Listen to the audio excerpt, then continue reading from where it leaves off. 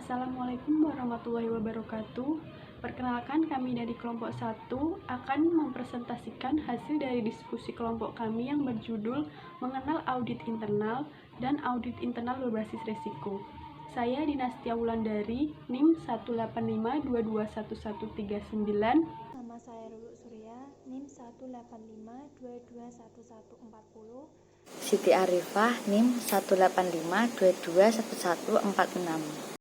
Nama saya Nurina Aminati, NIM 185221157.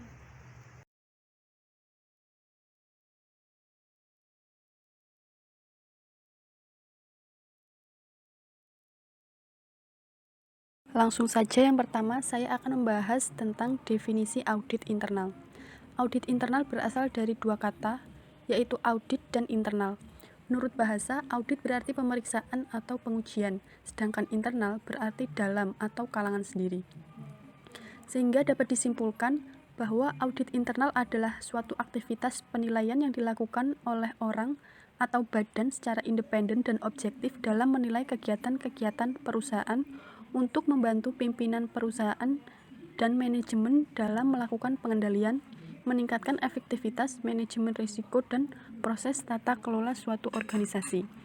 Audit internal membantu organisasi dalam usaha mencapai tujuan perusahaan dengan cara memberikan suatu pendekatan disiplin dan sistematik untuk mengevaluasi dan meningkatkan keefektifan risiko, pengendalian, dan proses pengaturan pengelolaan organisasi.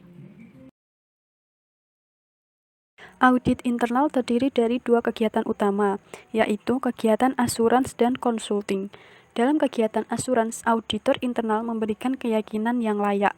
Sedangkan dalam kegiatan konsulting, auditor memberikan advis, nasihat, petunjuk, bimbingan, dan pelatihan.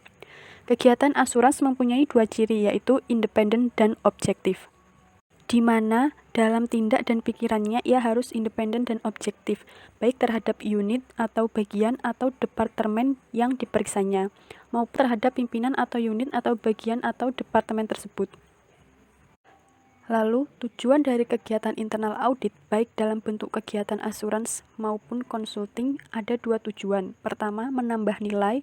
Kedua, memperbaiki dan menyempurnakan operasi organisasi. Tambah nilai bisa terjadi sehubungan dengan peran audit internal sebagai salah satu dari 3 lini pertahanan.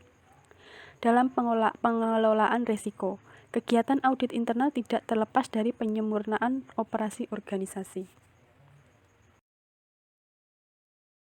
Selanjutnya, ada pedoman audit internal dalam melaksanakan fungsi dan tanggung jawabnya. Yang pertama adalah independensi dan objektivitas. Fungsi audit internal harus independen dan audit internal objektif dalam melaksanakan pekerjaannya. Yang kedua ada keahlian dan kecermatan profesional. Ini menyatakan bahwa penugasan harus dilaksanakan dengan memperhatikan keahlian dan kecermatan profesional. Fungsi audit internal secara kolektif harus memiliki atau memperoleh pengetahuan, keterampilan, dan kompetensi yang dibutuhkan untuk melaksanakan tanggung jawabnya. Yang ketiga, program quality assurance. Fungsi audit internal menyatakan penanggung jawab fungsi audit internal harus mengembangkan dan memelihara program jaminan dan peningkatan kualitas yang mencakup seluruh aspek dari fungsi audit internal dan secara terus-menerus memonitor efektivitas. Yang keempat ada pengendalian intern. Penanggung jawab fungsi audit internal harus mengelola fungsi audit internal secara efektif dan efisien untuk memastikan bahwa kegiatan fungsi tersebut memberikan nilai tambah bagi organisasi. Yang terakhir, yang kelima ada lingkup penugasan, yaitu melakukan evaluasi dan memberikan kontribusi terhadap peningkatan proses pengelolaan risiko, pengendalian, dan governance dengan menggunakan pendekatan yang sistematis. Untuk selanjutnya, saya akan menjelaskan tentang perbedaan antara audit internal dan eksternal. Ada kesamaan antara audit internal dan eksternal, yaitu memeriksa kinerja dan laporan keuangan organisasi. Namun, ada beberapa yang membedakan antara keduanya. Yang pertama yaitu waktu pelaksana. Audit internal yaitu orang dalam organisasi, sedangkan audit eksternal yaitu orang luar organisasi. Untuk yang kedua yaitu latar belakang pendidikan. Untuk audit internal sendiri, bisa berbagai disiplin ilmu, sedangkan audit eksternal hanya akuntansi. Untuk yang ketiga yaitu pedoman. Standar audit internal yang digunakan yaitu yang dikeluarkan oleh IIA. Sedangkan audit eksternal yang digunakan yaitu standar profesional akuntan publik yang dikeluarkan oleh Institut Akuntansi Publik Indonesia. Yang keempat yaitu fokus. Audit internal menggunakan resiko usaha, sedangkan audit eksternal menggunakan resiko laporan keuangan. Untuk yang kelima yaitu sifat kerja. Untuk audit internal sendiri itu lebih rinci, sedangkan audit eksternal sampling. Untuk yang keenam, waktu sepanjang tahun untuk audit internal atau berkesinambungan, sedangkan audit eksternal yaitu periodik atau terbatas. Untuk yang ketujuh yaitu orientasi saat ini dan masa yang akan datang. Untuk audit eksternal yaitu yang lalu sampai saat ini. Yang kedelapan yaitu tujuan, yaitu audit internal mengevaluasi kinerja organisasi, sedangkan audit eksternal memberikan pendapat tentang kewajaran laporan keuangan organisasi. Untuk yang kesembilan yaitu opini. Audit internal sesuai dengan standar tim auditor organisasi, misalnya dengan predikat amat baik atau A, B atau baik, C atau cukup. Untuk audit eksternal sendiri menggunakan wajar tanpa pengecuali. Untuk yang ke-10 yaitu pengguna laporan.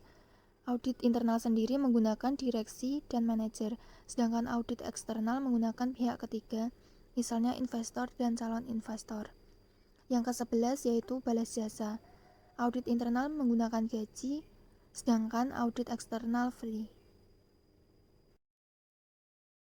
Untuk selanjutnya yaitu ruang lingkup audit internal. Audit internal merupakan kegiatan yang menjadikan organisasi mempunyai nilai tambah, sehingga audit yang dilakukan tidak hanya terbatas pada audit keuangan, melainkan juga non-keuangan. Untuk yang pertama yaitu audit keuangan. Pada lingkup ini, auditor memastikan bahwa setiap transaksi sudah diotorisasi dengan tepat. Selain itu, auditor internal juga mengevaluasi sistem pengendalian keuangan dengan menelusur bagan alir yang telah disusun oleh bagian keuangan, dari mulai transaksi hingga penyusun laporan keuangan. Untuk yang kedua yaitu audit non-keuangan. Di sini ada 4, yaitu audit kepatuhan, audit kinerja, audit struktur pengendalian internal, dan audit sistem informasi. Untuk audit kepatuhan itu sendiri memeriksa apakah aktivitas organisasi telah mematuhi hukum, peraturan, kebijakan, dan prosedur yang disusun oleh pihak-pihak yang mengikat. Misalnya, peraturan-peraturan yang ada di organisasi disesuaikan dengan peraturan perundang-undangan yang berlaku di Indonesia. Jika ada peraturan yang berseberangan dengan peraturan negara, maka auditor internal harus memberikan rekomendasi agar aturan yang disusun dengan semestinya. Yang kedua yaitu audit kinerja, yaitu memeriksa bagaimana suatu entitas mengelola sumber daya untuk mencapai tujuan yang diharapkan. Auditor internal dapat memakai prinsip ekonomi, efisiensi, dan efektivitas dalam menilai kinerja organisasi. Untuk yang ketiga yaitu audit struktur pengendalian internal, yaitu mereview struktur yang sudah ada untuk memastikan bahwa mampu meminimalisir hingga mencegah risiko penyimpangan atau kecurangan. Untuk yang keempat yaitu audit sistem informasi. Sistem informasi yang cepat dan responsif juga ada kalanya tidak dapat penggunanya. Bahkan ada pula yang bisa memanfaatkan akses informasi tersebut. Audit ini berguna untuk mengevaluasi keamanan dari segi input, proses, dan output dari sistem informasi tersebut. Pengertian audit internal berbasis resiko. Audit internal berbasis resiko adalah metodologi pemeriksaan yang dipergunakan untuk memberikan jaminan bahwa resiko telah dikelola di dalam batasan risiko yang telah ditetapkan manajemen pada tingkat korporasi. Dengan kata lain, audit internal berbasis resiko merupakan audit yang difokuskan dan diprioritaskan pada risiko bisnis dan prosesnya.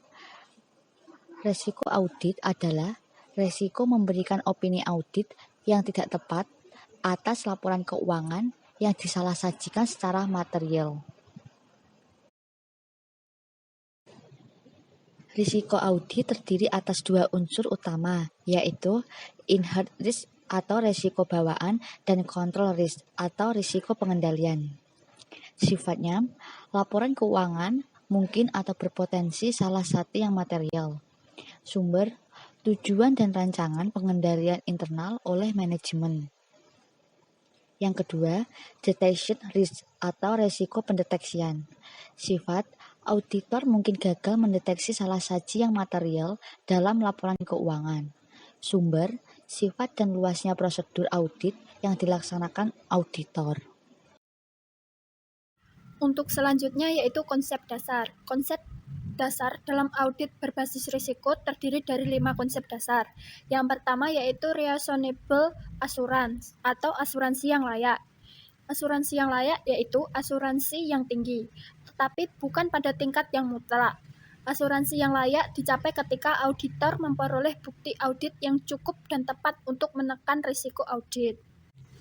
Yang kedua yaitu inherent limitation atau kendala bawaan. Kendala bawaan terdiri dari 4 kendala. Yang pertama yaitu sifat pelaporan. Dalam pembuatan laporan keuangan memerlukan judgement manajemen dan penilaian subjektif oleh manajemen. Yang kedua yaitu sifat bukti audit yang tersedia. Sifat bukti audit cenderung bersifat persuasif dan tidak konklusif.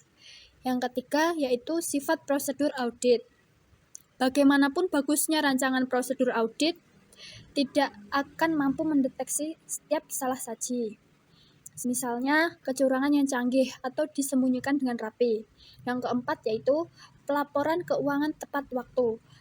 Relevansi informasi keuangan cenderung menurun dengan lewatnya waktu. Oleh karena itu, perlu ada keseimbangan antara kendala informasi dan biayanya. Konsep selanjutnya yaitu audit scope atau lingkup audit. Lazimnya, lingkup pekerjaan auditor dan opini yang diberikannya dibatasi pada menjawab pertanyaan, apakah laporan keuangan dibuat dalam semua hal yang material sesuai dengan kerangka pelaporan keuangan yang berlaku. Konsep yang selanjutnya, material misstatement atau salah saji yang material. Salah saji material terjadi jika secara layak dapat diharapkan akan memengaruhi keputusan ekonomis pemakai laporan keuangan. Salah saji yang material bisa berupa yang pertama terjadi secara sendiri-sendiri atau bersama. Yang kedua berupa salah saji yang tidak dikoreksi. Yang ketiga pengungkapan yang menyesatkan. Yang keempat kesalahan atau error atau kecurangan, fraud. Konsep yang terakhir yaitu assertion atau asersi. Asersi adalah pernyataan yang diberikan manajemen secara eksplisit maupun implisit yang tertanam di dalam atau merupakan bagian dari laporan keuangan. Asersi berhubungan dengan pengakuan, pengukuran, penyajian, dan pengungkapan dari berbagai sumber unsur laporan keuangan. Yang ketiga yaitu langkah-langkah audit organisasi berbasis risiko. Langkah-langkah dalam melakukan audit organisasi berbasis risiko terdiri dari 3 langkah. Yang pertama yaitu risk assessment atau menilai risiko. Maksudnya melaksanakan prosedur penilaian risiko untuk mengidentifikasi dan menilai risiko salah saji yang material dalam laporan keuangan. Yang kedua yaitu risk response atau menanggapi risiko. Maksudnya merancang dan melaksanakan prosedur audit selanjutnya yang menanggapi risiko atau salah saji yang material yang telah diidentifikasi dan dinilai pada tingkat laporan keuangan dan asersi.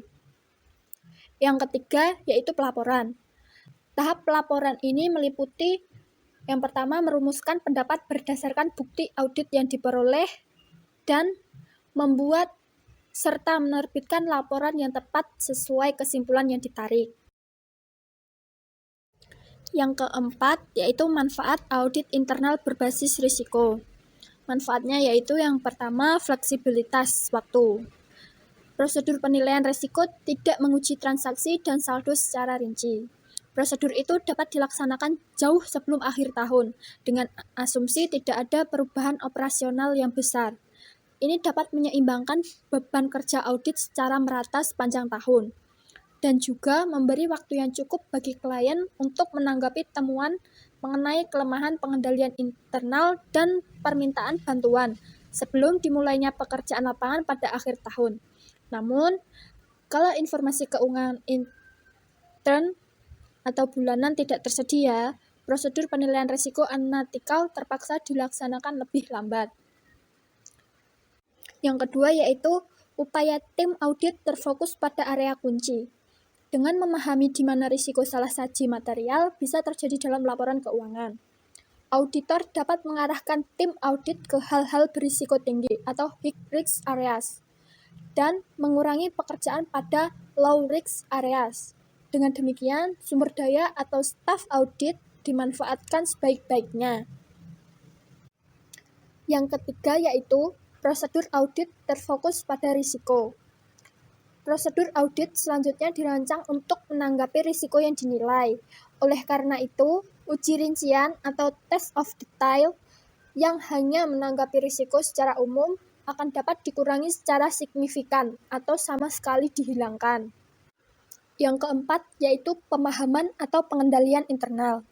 Pemahaman terhadap pengendalian intern atau yang diwajibkan ISA memungkinkan auditor mengambil keputusan yang tepat untuk menguji atau tidak menguji efektivitasnya pengendalian intern. Uji pengendalian atau beberapa pengendalian hanya perlu diuji setiap 3 tahun, sering mengurangi banyak pekerjaan dibandingkan dengan pelaksanaan uji rinci secara ekstensif atau extensive test of detail.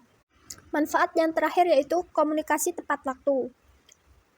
Pemahaman terhadap pengendalian intern yang memungkinkan auditor mengidentifikasi kelemahan dalam pengendalian intern yang sebelumnya tidak diketahui, mengomunikasikan kelemahan dalam pengendalian intern kepada manajemen secara tepat waktu, memungkinkan entitas mengambil tindakan yang tepat dan yang menguntungkan entitas.